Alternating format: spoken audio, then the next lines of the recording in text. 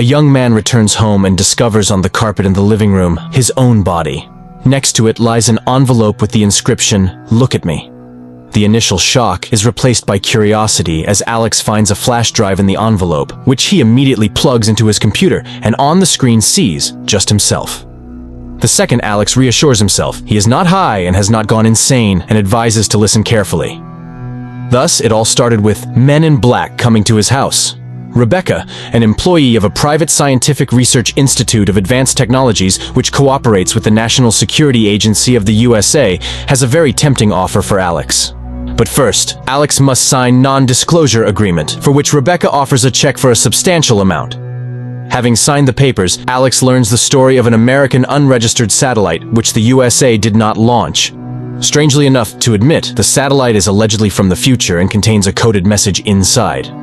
If Alex agrees, he will be put to sleep and delivered to the laboratory. The institute knows that he is practically bankrupt and lives in a house inherited from his parents. To prove the seriousness of her intentions, Rebecca immediately transfers a large sum to Alex's account, which convinces him to sign the documents. The next day, he is put in a car, given an injection, after which he falls asleep and only comes to his senses in a closed, secret place. Rebecca shows him the laboratory where the satellite is already located. And the guy starts solving the task. 5 weeks pass, but there are no results yet. Rebecca suggests Alex take a day off, but the guy does not need it. One day, he is visited by a vision in which a young woman decodes the same task. After that, Alex bleeds from his nose. Later, he finds the name of this woman written on the frame of the bed. Soon, Alex manages to decrypt part of the code, which contains drawings of an unknown device. Rebecca announces the end of his work and informs him that he will be taken home. Alex comes to his senses at home late at night. He feels ill, which he attributes to fatigue and stress. But after a few days, the malaise intensified, and he began to be haunted by persistent hallucinations. And one day, 2 strange-looking men appear on the threshold of his house, wanting to know why he agreed to decrypt the code. Alex does not understand because decryption is just his job, which pays well. The men continue to press Alex with questions about morality. Don't the consequences of his work bother him, since the device to be created from the decrypted drawings will be the most powerful weapon in the world? Alex's head starts to hurt, and he asks the men to leave. They thank him for the answers and leave. Alex immediately feels better and sits down at the computer. But at that moment, a call comes from Rebecca, reminding him of the signed non-disclosure agreements. An indignant Alex realizes that the institute is watching him, and when he again sits down at the computer in his house, the lights go out. Alex goes outside and suddenly sees one of the 2 men who came to him with questions on the opposite side of the street. But the man's body starts growing before his eyes. Frightened, Alex runs home and looks out the window to see the giant's hand reaching for his window. Alex extends his hand to meet it, and morning comes. Rebecca, who has arrived, finds Alex at work. He tries to explain that humanity lives in 2-dimensional space, and his recent guests are a highly developed civilization that exists not only in space but also in time. They can be in this room but earlier or later, and they can watch what is happening through some kind of window in time. Alex tries to convey to Rebecca the danger of the device they are building, which can start World War III. Then the woman informs him that she knows about his illness, a brain tumor. The guy blames the institute, which placed him in a room with a radioactive satellite, causing a tumor to develop in his brain, and insists on stopping the construction of the device. Alex, in the present, pulls his dead body out of the house and buries it in the forest, then returns to the computer and continues to listen to the story from his future self. Alex, in the future, regrets that they did not want to listen to him because he understood that something ominous was coming. Then he remembers the woman. She is cryptographer. Alex finds her address, but Beth refuses to talk to him. Alex shouts that he is dying. He has 6 months left. After that, Beth opens the doors and informs that she has 2 years left. She also realized that it was a weapon, and the drawings supposedly came from the future. There is another person, Schieferman, who communicates with her through the computer and sends her tasks, which she solves when she feels normal. Beth starts feeling unwell, so a man takes her to the bedroom, while he goes downstairs, where it seems like he sees the girl's life in the mirrors. There she is, saying goodbye to her beloved in military uniform. There his comrades inform her of terrible news, and there she is with a handful of pills in her hand, trying to leave this life. But then his attention is captured by a message from Schieferman appearing on the computer monitor. Alex responds, but Schieferman quickly realizes that it's not Beth and disconnects.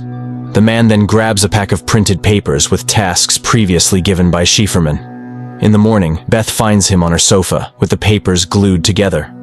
The guy points out to her that all this are pieces of a puzzle which, when assembled, can give an answer. Schieferman clearly doesn't work at the Institute. Alex asks Beth to help stop the creation of a death machine. The girl reports that she fell ill specifically after working with the satellite.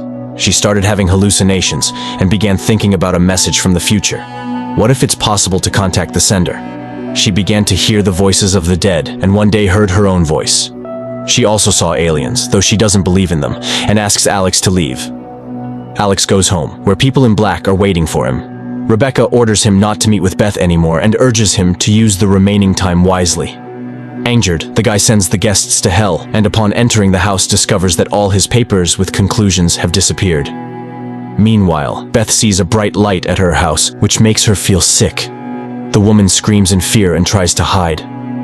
Alex tries to drown his thoughts in alcohol when a message from Schieferman arrives on his computer. The guy is sure that Rebecca is hiding behind this nickname, but the interlocutor denies it. At that moment, the doorbell rings.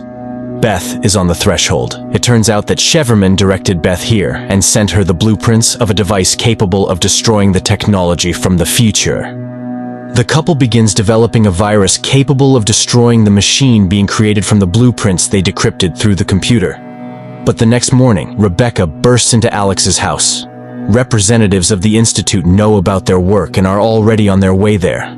She gives the name of the Institute's founder and orders to go to him as soon as possible. She is Schieferman and hope to destroy the device with their help. Then cars approach Alex's house. The couple escapes through the back exit. Rebecca is caught, given an injection, and thrown into a car. Meanwhile, all the gas burners in the kitchen are opened. In the evening, Alex and Beth arrive at scientist Miles, who immediately recognizes both of them, as he has always followed their work. The thing is, this satellite was not the only one. There was another, which orbited Earth for about 400 years. Apparently, unknown beings from the future were waiting for Earthlings to grow up, fly into space, and be able to decrypt their message. The ancient satellite also contained blueprints of a machine, whose purpose was to limit the evolution of humanity within the third dimension. But when Miles announced his discovery, he was laughed at. He also developed a tumor, luckily not fatal. He is sure that aliens are capable of existing in several dimensions. They do not perceive time in a linear form as humans do. And the second device, which is now being created at the Institute, will likely provide them access to the human dimension. So far, they are like watching a videotape where humans are movie characters. With the help of the first device, they can watch this movie, but cannot change what is happening. But the second will allow changing the existing reality. Miles is just beginning to understand the essence of this process, but cannot explain everything completely. After all, even the appearance of the aliens is formed by the human brain itself. And by the way, he has been in contact with a huge alien visible only to him, living in his garden for more than 30 years.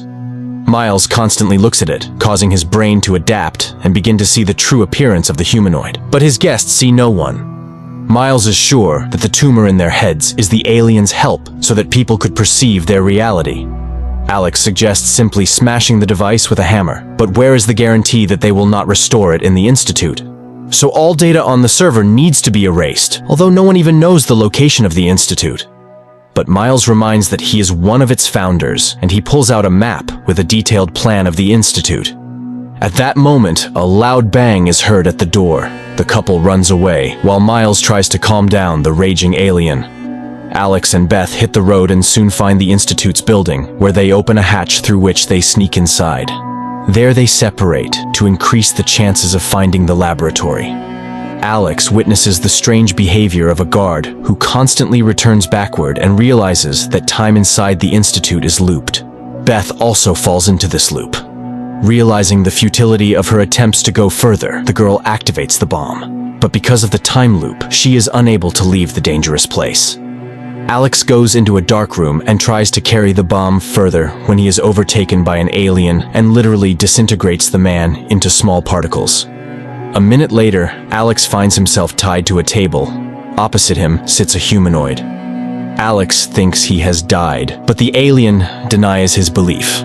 They are simply curious about the human appearance and their experience of time. Linear time for aliens is incomprehensible and tedious, a labor-intensive cycle of empty beliefs. Humans are like in a trap, forced to constantly go through the same thing. Aliens, on the other hand, exist outside of time and space. They are in every moment.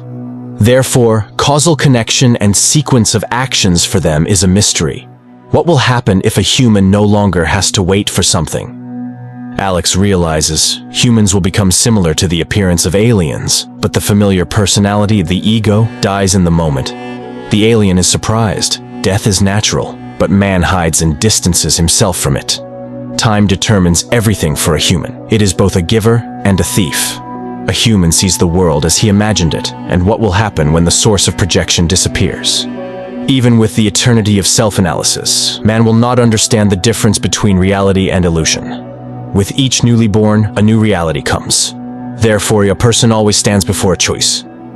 Alex feels very bad, and then the alien offers to return to the moment before the guy got sick, with the information he now has. Alex decides that he would not have gone to work at the Institute and would have stopped all this. The alien is surprised. Why would he change his behavior if he's not able to change the situation? And then Alex admits, people do not choose what will happen. The humanoid insists, will his return to the past make a difference? Can something change? And immediately, the guy finds himself in his home, in front of the computer. He records this flash drive, realizing that nothing can be changed. The world may disappear tomorrow, but this is not news. Everything has already happened. Everything ended before it began. He puts the flash drive in an envelope and falls to the floor. The last words on the flash drive are about Alex in the past, warning Beth, and he drives to the girl's house, while Alex from the future, in his last words, asks to forget about everything and live on. Quite an interesting movie that makes you think, what if the concept of time really does not exist, and we live only here and now, in one single moment? Who made us believe that there is a past and a future? And is it true that a person does foolish things, not thinking about how his thoughts and actions change his own future? Friends, write your opinion in the comments.